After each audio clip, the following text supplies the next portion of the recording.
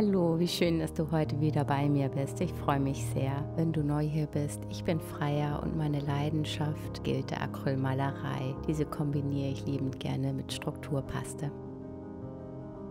Ich liebe es, mit ihr zu arbeiten, weil sie meinen Bildern eine besondere Tiefe und Haptik verleiht. Jede Oberfläche wird so einzigartig und ich finde gerade für Anfänger ist Strukturpaste großartig, weil sie hilft, sich spielerisch an Acrylfarben heranzutasten, ohne Druck oder irgendwelche Perfektion. Einfach ausprobieren und sehen, was entsteht. Also lass uns anfangen. Heute male ich auf einen Holzmalkörper. Dann brauche ich einmal Abklebeband, einen breiten Flachpinsel, einen dünnen Flachpinsel, dann mehrere Spachtel oder Malmesser, Acrylfarben in Gelb, Grün und Beige,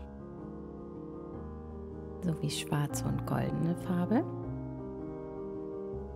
eine Sprühflasche mit Wasser und zum Vorgrundieren einmal Gesso. Zum Schluss das Wichtigste, die Leichtstrukturpaste. Entweder du benutzt eine gekaufte oder du rührst deine Strukturpaste selber an. Dafür brauchst du lediglich Acrylbinder und diese Mikroballs bzw. Mikroglaskügelchen. Ich verlinke dir die Materialien unten nochmal in der Videobeschreibung. Das Mischverhältnis ist ungefähr 2:1. Für das Anrühren des Pulvers empfehle ich entweder eine Maske zu tragen oder den Vorgang am besten noch im Freien durchzuführen. Der feine Staub kann sich leicht in der Luft verteilen oder auch der Geruch des Acrylbinders kann in geschlossenen Räumen unangenehm sein. Ja, und nun braucht es etwas Geduld und je länger man rührt, desto cremiger wird irgendwann diese Paste sein.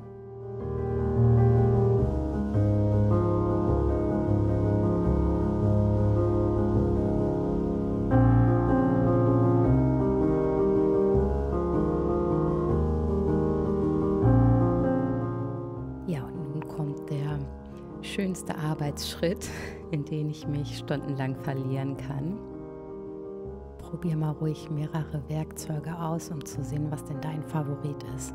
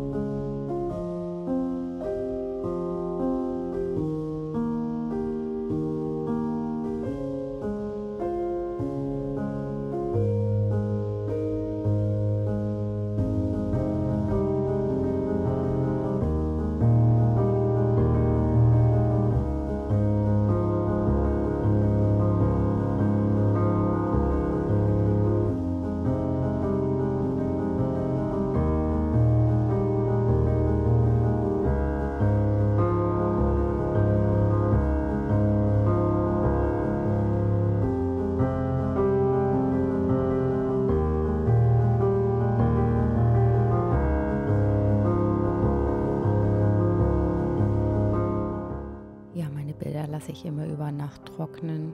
Somit bin ich auf der sicheren Seite, dass auch wirklich alles ausgehärtet ist.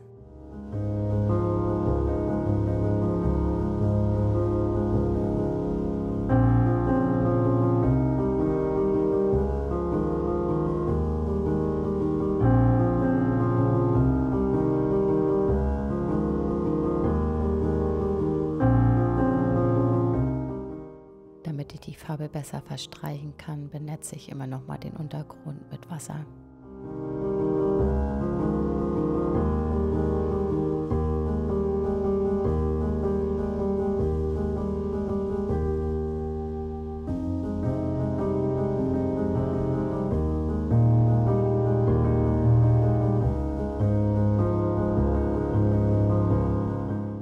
Für Stellen, die mit dem großen Pinsel nur schwer zu erreichen sind, benutze ich dann den kleinen Flachpinsel.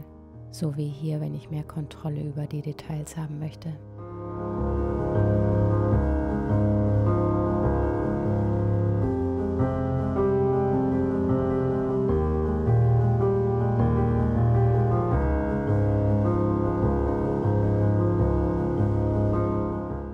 Nun kommt die beige Farbe zum Einsatz. Und so kann man ganz schön sehen, wie Schritt für Schritt die ganz vielen kleinen Feinheiten deutlich werden.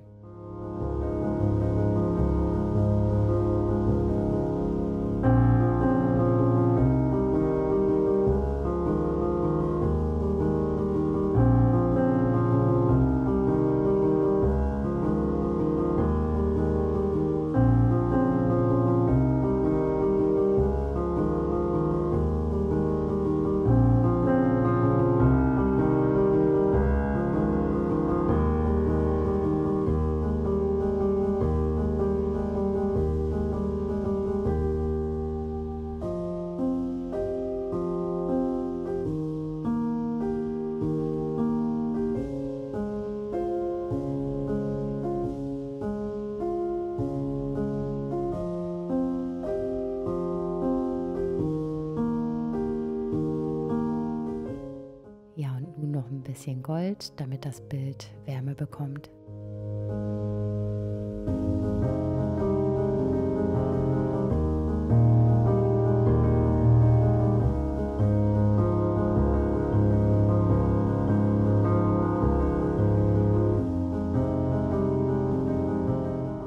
Vielen lieben Dank, dass du heute bei mir warst. Ich hoffe, du hattest Freude bei dem Video. Und ich freue mich natürlich wie immer, wenn wir uns am nächsten Sonntag dann wiedersehen. Bis dann. Tschüss.